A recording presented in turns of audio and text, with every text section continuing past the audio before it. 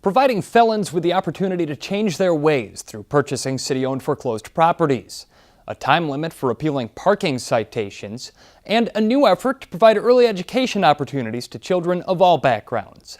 This is Council Rewind, and I'm Dustin Weiss.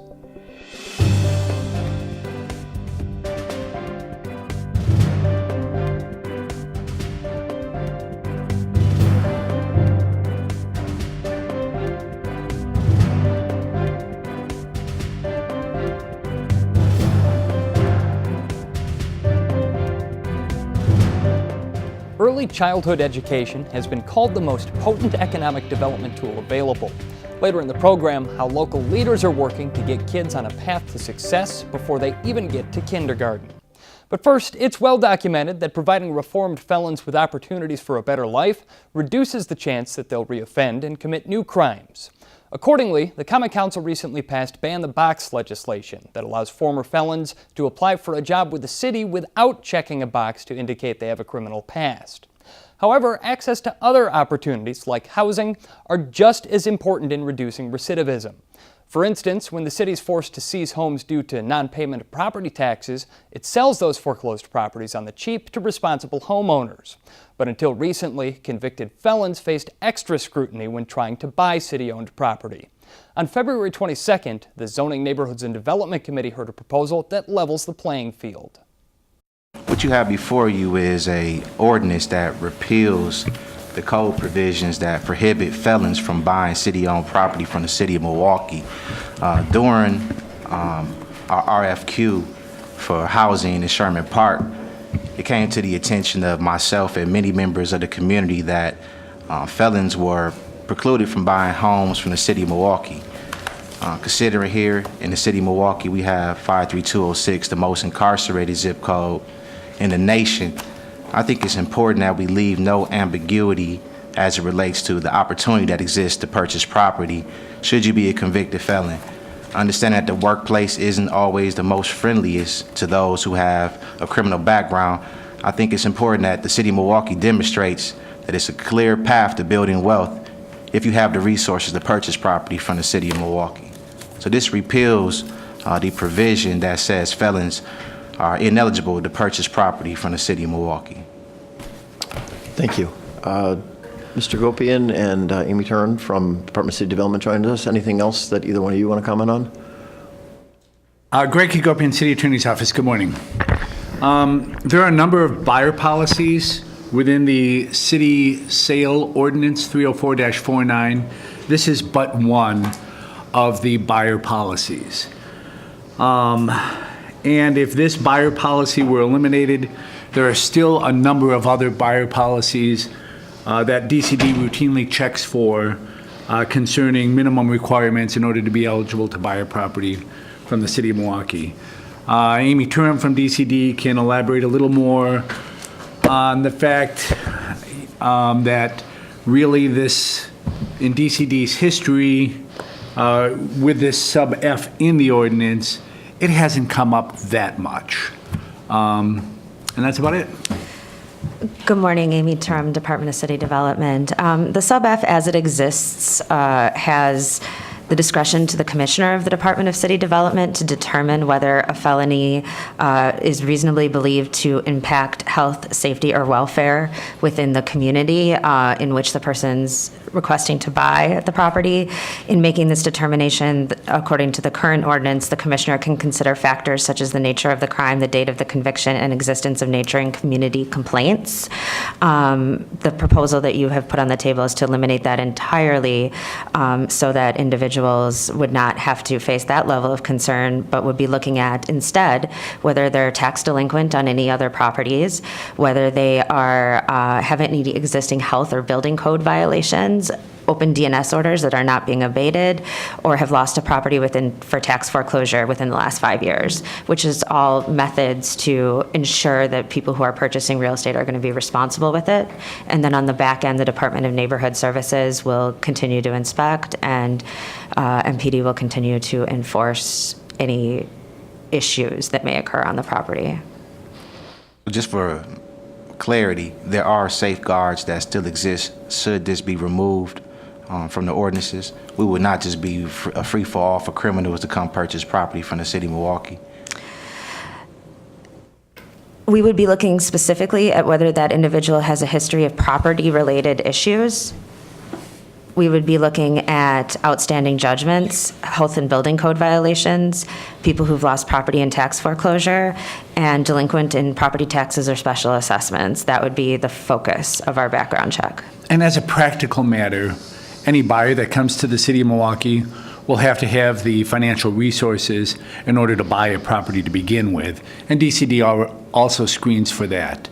Also, there's a movement now to eliminate the box on employee applications, recognizing the other policy that if a person has made an error and been a human and has paid their debt to society, then that shouldn't necessarily be held against them. So, but an other important screening element is the fact that does this buyer have financial resources? Can they pull this deal off, not only to buy, but to rehab? So that's another important check that DCD will have. Thank you. Okay. Other questions, comments by committee? Mr. Chair? Alderman Kovac, and let the record reflect Alderman Stamper joins committee here. Thank you. Good morning. Morning. Yeah, I just really want to thank Alderman Rainey for finding this provision of the code. I had actually had a similar discussion with DCD over the rent-to-own program that we started in the wake of the foreclosure crisis, where they were, as a matter of routine, not really as a matter of code, not putting people in the rent-to-own program if they had criminal records, and I encourage them to not make that move reflexively, but to look at each case. And it sounds like that's more or less what they've been doing as a practical matter in this case. They've been looking at it case by case. But I do think, especially with the ban the box movement on employment applications, and the fact that we want to give people a second chance. I mean, if someone's a danger to society, it's up to, the state makes decisions about whether they should be incarcerated or not. They don't always make those wisely, and in fact, they usually make them on the, especially with some of the changes the governor's recommending, they're going to make them even worse in terms of keeping people locked up for too long. But if people are out and they're trying to make their way and they've got resources, or even if they don't have that many resources, but they want to buy a property that the city owns that doesn't cost very much but needs a lot of work, and they want to put that work into it, I don't see why we should be putting an impediment. If they're a danger to society, that's for the corrections system to determine. If the corrections system determines they're not, then we shouldn't be. We should be encouraging them to get back on their feet. So I would also, if the sponsor doesn't mind, I'd ask to be listed as a co-sponsor. Absolutely. And we'll have the record reflect that. I appreciate this. It's something that seems very simple. It's very bold. It may not have a tremendous amount of impact, but I think it's proper for the city to do this. I've been part of licensing process for a long time here at the city, and sometimes people look on the surface and they say, here's a felon, and I've had instances where individuals have applied to be taxi cab drivers, and they're applying for a public passenger vehicle license, and 8 years ago, they were involved in selling drugs.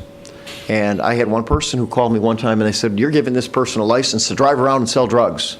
Well, the individual had a clean record for 6-7 years, talked about how he had reformed his life, gotten married, was going back to school part-time, but was having such difficulty because exactly that. There was a check on the name.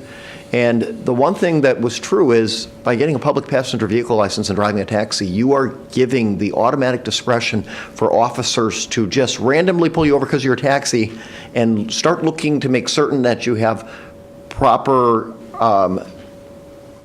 meters, that you have a trip sheet, that you have all these other things. So they're scrutinizing and going through the vehicle. In fact, if you were to sell drugs, the last thing you would do is want to be a taxi cab driver, because you open yourself up to random inspection by police for no other reason other than the fact that they pull you over, and they do that. So, on the surface, somebody said that seems ridiculous, and quite the contrary. If somebody has rehabilitated themselves and has provided their time and now needs that assistance rather than to continue to be pushed down, sometimes little measures like this are rather significant. So I appreciate your leadership on this here, Alderman.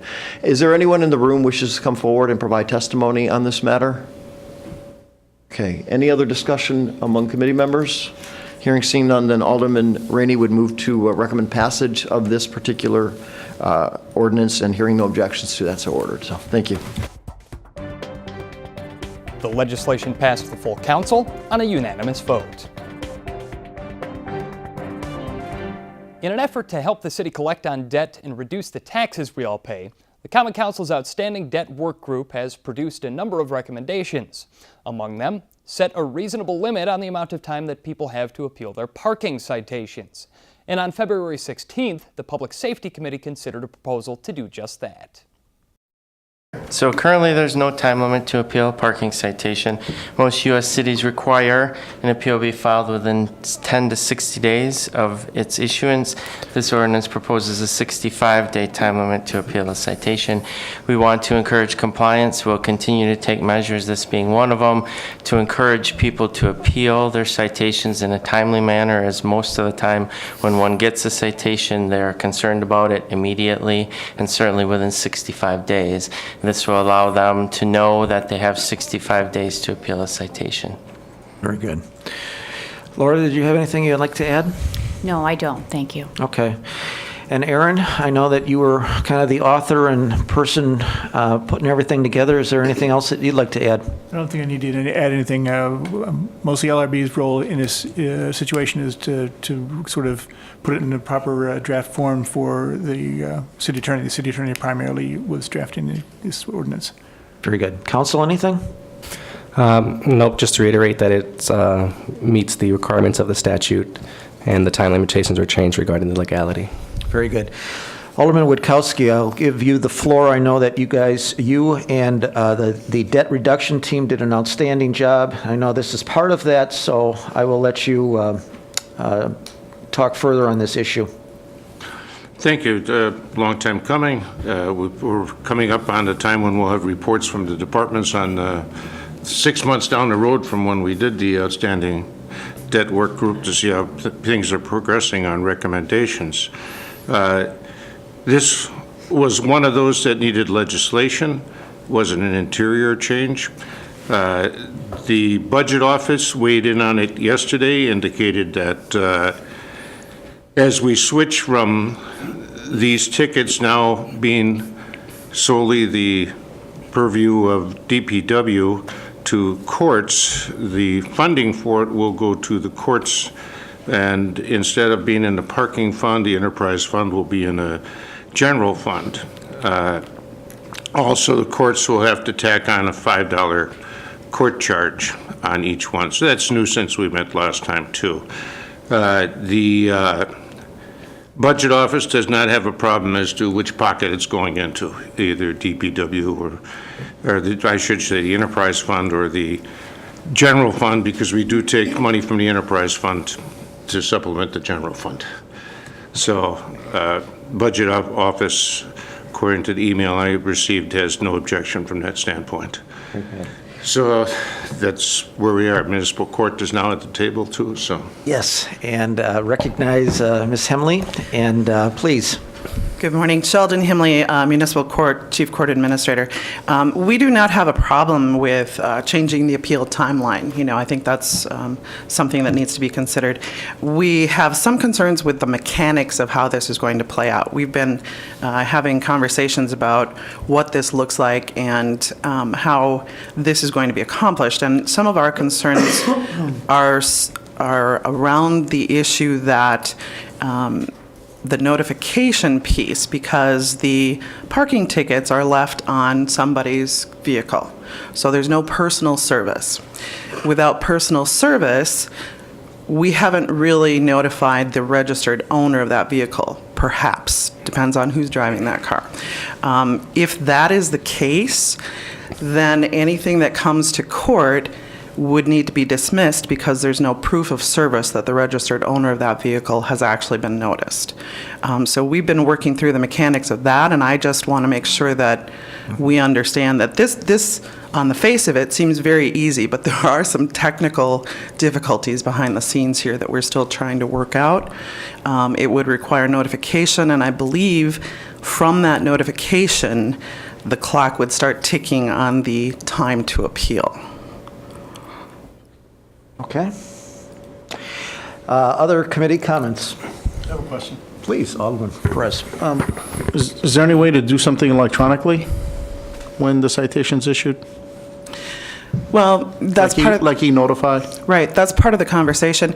And DPW currently has the means to personally serve a summons on folks if they are there at the tow lot. So they could try that. I believe they've had that in place, and the department did use that at one point in time, moved away from that, I'm not sure why. So they could be doing that now on a trial basis.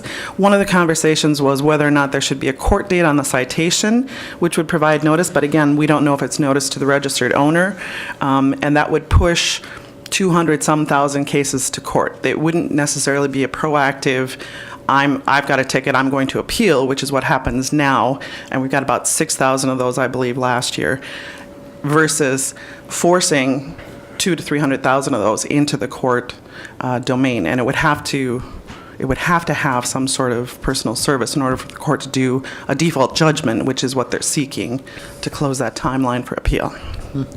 Okay. All right, very good. Anybody else? Then Alderman Witkowski. Thank you. This is a result of the Outstanding Debt Work Group. It was also the result of a subcommittee which Sheldon chaired. City Attorney was part of it. Parking was part of it. I'm sure the final work product will satisfy the citizens of Milwaukee and meet our needs. Well, and even if we get just a percentage of that outstanding debt, we are well ahead of the game. So thank you for your leadership on that. So Alderman Witkowski makes the motion for approval of substitute B, and seeing no objection, so ordered. Thank you all. The measure passed on a unanimous vote.